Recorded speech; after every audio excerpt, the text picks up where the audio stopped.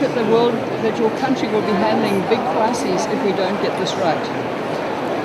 Well, so far the impacts are already being felt. I think you're coming from the region, you know exactly what I'm talking about. Floods, droughts, are all the impacts of climate change. We are feeling it, and within our limited resources, we will try our best to save our nations. But I think together we will be able to do more. Thank you.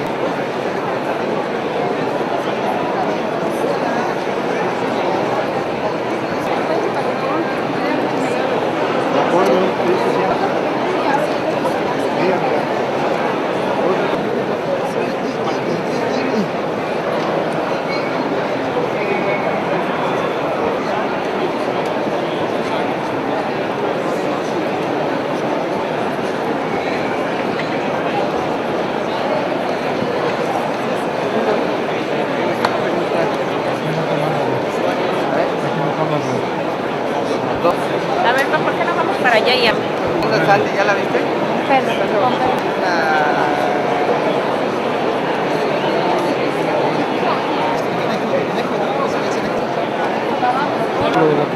Pero, ay, perdón.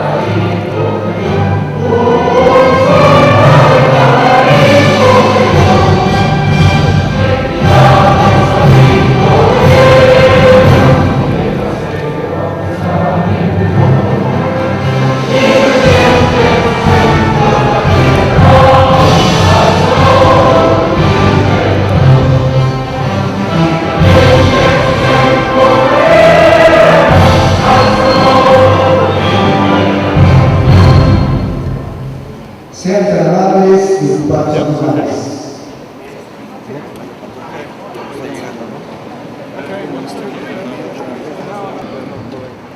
Bienvenidos a la 16ª Conferencia de las Partes, lo más directamente posible a la mayoría de los partes existentes and specific. I'm truly honored to have the opportunity to participate in the inauguration of this event as a elucidated the nature of the climate change problem. This conference of the parties is truly a historic event. Climate change is the most serious environmental challenge our society has ever confronted, and we have the opportunity to risk of severe damage to our environment with possibly catastrophic consequences. The problem is indeed very. It is often stated that this is what science tells us. Let me explain though that science does not tell us what to do. It only advises us what might happen as a result of different courses of action. The 2 degrees figure comes about by considering that there are technological solutions to the problem at hand, and by considering as well that the cost of taking the necessary measures to achieve the 2 degrees goal is relatively small, possibly only 1 or perhaps 2 or even 3% of global GDP. But most importantly, the consensus among economic analysts is that the cost of not implementing such measures is very likely significantly higher. In fact, postponing action and thus risking the temperature increase of 4 or more astronomical costs for future generations, threatening both our economic systems and our governance systems. Recent findings tell us that if we continue with unabated emissions of greenhouse gases, there is a significant risk of reaching certain tipping points in coming decades as the surface temperature increases, leading to changes in the Earth's climate system that for all practical purposes will be irreversible, such as melting of the poles, drying of the Amazon forest, or disappearing Indian monsoon. Such catastrophes would have devastating consequences for literally hundreds or even thousands of millions of the Earth's inhabitants. And even if the risk of such events occurring is a mere 10 or 20%, experts agree that this risk should actually dominate economic considerations. So the science is clear. The solution is at hand. And the cost of inaction is no doubt larger than the cost of taking the necessary measures. Why then has the problem not been solved? You are surely well aware of the difficulties which I will not list here. Let me just stress that all the countries of the planet win if you come up with the right solutions. They all lose if you don't. Now, I do not underestimate the magnitude of the challenge. Developed nations do not want to lose competitiveness, and developing nations and emerging economies want to make sure that their economic development is not threatened. If, however, we all work together with creativity, we can actually improve the chances of achieving the desired economic growth by means of well-planned low-emission development plans. Otherwise, the impacts of climate change might well prevent the eradication of poverty in many developing countries.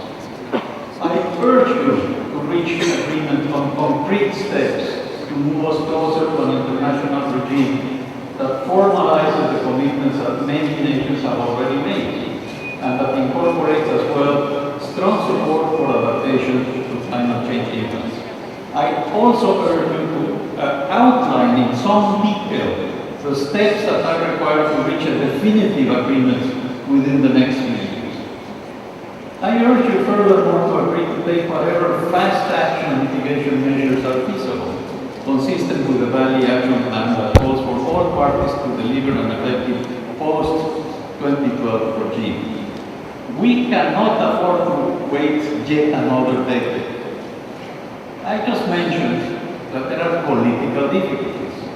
The basic conclusions of the scientific community are that the climate is changing as a consequence of human activities, with potentially very serious consequences for society. And yet, in all sorts of media reports, it has been stated in this past year that this basic scientific conclusion is questioned. That maybe the climate change is happening or it's not the result of human activities. Why is this so? There are powerful interest groups that have mounted a very successful public relations campaign to discredit climate change science. The scientific community is of course aware that the current understanding of the science of climate change is far from perfect and that much remains to be learned. But enough is known to estimate the probabilities that certain events will take place if society continues with business as usual emissions of greenhouse gases. As expressed in the last report of the Intergovernmental Panel on Climate Change, the consensus among the vast majority of climate scientists is that there is another 9 out of 10 chance that the observed increase in global average temperature since the Industrial Revolution is indeed the consequence of the increase in atmospheric concentration of greenhouse gases caused by human activities. The existing body of climate science, while not comprehensive and with still many questions to be answered, is robust and is extensive and is based on many hundreds of studies conducted literally by thousands of highly trained scientists with transparent methodologies, with publication in public and scientific journals, with rigorous peer review, and so on. And this is precisely the information that society and decision makers in government need in order to assess the risk associated with the continuous emission of greenhouse gases. I challenge all those that question the validity of climate change science to a rational and civilized discussion of this matter. I would like to emphasize that policy decisions about climate change have to be made by society at large, and more specifically by policymakers in coordination with delegates such as yourselves. Scientists, engineers, economists, and other experts should merely provide the necessary information.